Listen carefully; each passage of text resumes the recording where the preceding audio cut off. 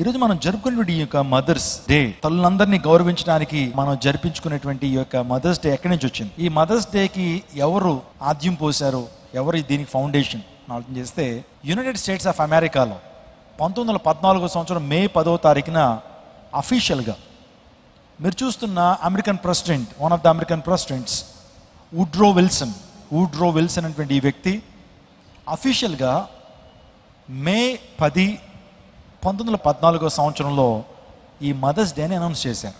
ఇంకా ప్రతి సంవత్సరం కూడా మే 2వ ఆదివారం మదర్స్ డేని జరుపుకోవాలని ప్రపంచవ్యాప్తంగా వారు ప్రకటన చేశారు. అసలు ఈ యొక్క దినానికి ఫౌండర్ ఎవరు అని ఆలోచన చేస్తే, అన్నా జార్విస్ అనేటువంటి వ్యక్తి. మీరు చూస్తున్నారు కదండి స్క్రీన్లో, ఒక్కసారి చూస్తా ఉండండి. ఈమె ఈ మదర్స్ డేకి ఈమె మదర్ అనమాట. She is the mother for mother's day. ఈ పేరే అన్నా జార్విస్. ఏంటి ఈమె చరిత్ర ఏంటని ఆలోచన చేస్తే, వీళ్ళది క్రైస్తవ కుటుంబం అండి.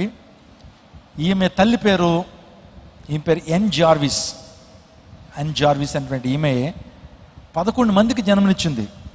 11 మందికి జన్మనిచ్చింది, కానీ 7 చచ్చిపోయారండి, 4 మాత్రమే. పూర్వదినాల్లో అంటే ఇన్ఫాంట్ డెత్స్ అంటే బాల్యంలోనే చాలామంది చచ్చిపోతూ ఉండేవారు. పుట్టి చచ్చిపోతున్న వాళ్ళు చాలా మంది, ఎక్కువ మంది ఉండేవారు. ఎందుకంటే ఆ ప్రాంతాల్లో చాలా ఎపిడమిక్ డిసీజెస్ ఉంటుంటాయి. అంటే లోకల్గా కొన్ని వ్యాధులు ప్రబలుతుండేటువంటివి, వైరస్లు ప్రబలుతుండేటువంటివి.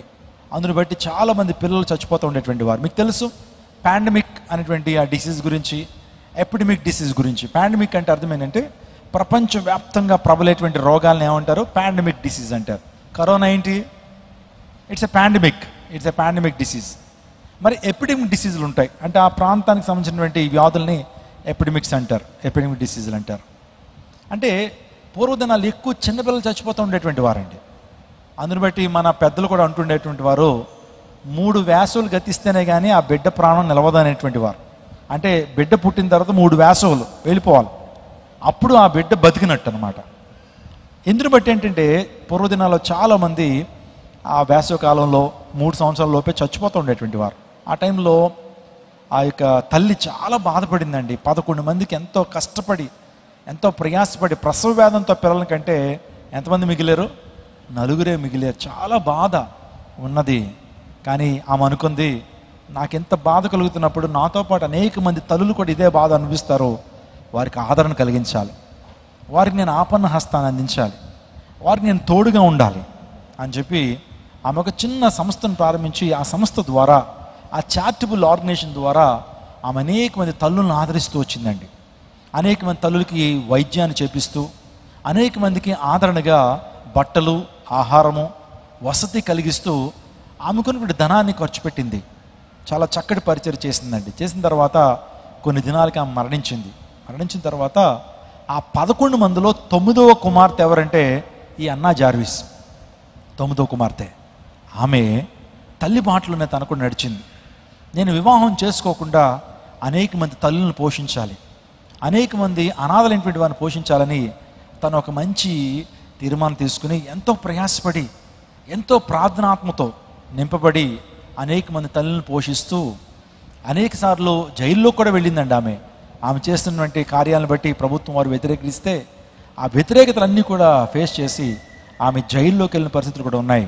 వివాహం చేసుకోకుండానే తన జీవితంలో అనేక తల్లుల్ని ఆదరించి, ఆ సైనికులు తల్లులు ఉంటారు, సైనికులు యుద్ధంలో చచ్చిపోతే నిజంగా ఆ తల్లులు అనాథలుగా ఉన్నప్పుడు వారిని ఆశ్రమాన్ని తీసుకొచ్చి వారికి ఆహారం పెడుతూ ఎంతో చక్కగా చూసుకుందండి. చివరికి తన ఆస్తి అంతా అమ్మేసి ఈ తల్లుల కోసం తన యొక్క జీవితాన్ని త్యాగం చేసింది.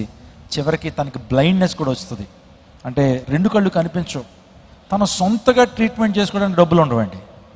అప్పుడు తన ద్వారా ఆదరణ పొందినటువంటి కొంతమంది తల్లులు, వారి కుటుంబాలు వచ్చి ఆమెకు ట్రీట్మెంట్ ఇస్తారు. కొన్ని దినాలకి ఈ యొక్క అన్నా జార్విస్ కూడా తను మరణించే ముందు ఆమె ఒక తీర్మానం తీసుకున్నది ఏంటంటే, ప్రపంచంలో తల్లుల మీద ఒక దినం ఉండాలి, తల్లుల మీద ఒక దినోత్సవం ఉండాలి. తద్వారా అందరూ కూడా తల్లులు జ్ఞాపకం చేసుకోవాలి. ఎందుకంటే 9 మాసాలు మోసి కని పెంచి మన ఈ స్థితికి వచ్చామంటే తల్లి పాత్ర చాలా గొప్పది.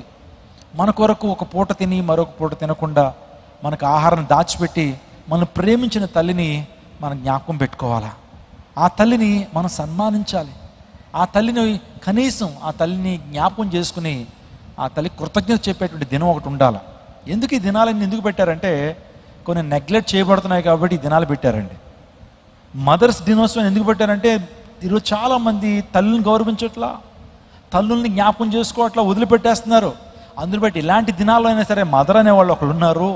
వాళ్ళు మన కోసం ఎంతగానో ప్రేమను చూపించారు, మన కోసం ఎంతగానో వారు త్యాగం చేశారు అని జ్ఞాపకం పెట్టుకోవాలి. ఇలాంటి దినాలు పర్యావరణ దినం అంటారు. అంటే ఎందుకు? ఆ దినం వచ్చినప్పుడు మనకు ఒక అలర్ట్ అనమాట. ఒక పర్యావరణం మనం ఏం చేయాలి? కాపాడాలి. ఎయిడ్స్ దినం అనేటువంటిది ఒకటి వచ్చింది. అంటే ఎయిడ్స్కి మనందరం కూడా ఎలా ఉండాలి? జాగ్రత్త పాటించాలి. Beware of AIDS. ఇంకా చెప్పాలంటే చాలా దినాలు ఉన్నాయి. ఫ్రెండ్షిప్ దినోత్సవం ఉంది, ఫ్రెండ్షిప్ డే. ఆ దినంలో ఏం చేయాలి? స్నేహితులను ఏం చేయాలా? మంచి స్నేహితులు కలిగి ఉండాలని ఇలా ఒక మంచి ఆలోచనతో ఆధునిక ప్రపంచంలో ఈ దినాలు అనేవి ప్రారంభించబడ్డాయి. ఆలోచన చేద్దాం. ఈ యొక్క మదర్స్ దినోత్సవానికి కూడా ఒక ప్రత్యేకమైన కథనం ఉంది. ఒక మిషనరీ, దేవుని ఆత్మ కలిగి దేవుని ప్రేమ కలిగినటువంటి ఈ యొక్క ఎవరు అన్నా జార్విస్, తన త్యాగమే ఈ యొక్క మదర్స్ డే అనేటువంటి విషయాన్ని జ్ఞాపకం చేస్తున్నాను. ఈ రోజున అనేక మంది irrespective of caste, colour, creed and country and religion and community అనేక మంది ఈ మదర్స్ డేని జరుపుకుంటున్నారంటే దీని వెనకాల ఒక క్రైస్తవురాలు, దీని వెనకాల ఒక మిషనరీ ఉంది అంటలో ఏది మీద సందేహం లేదు.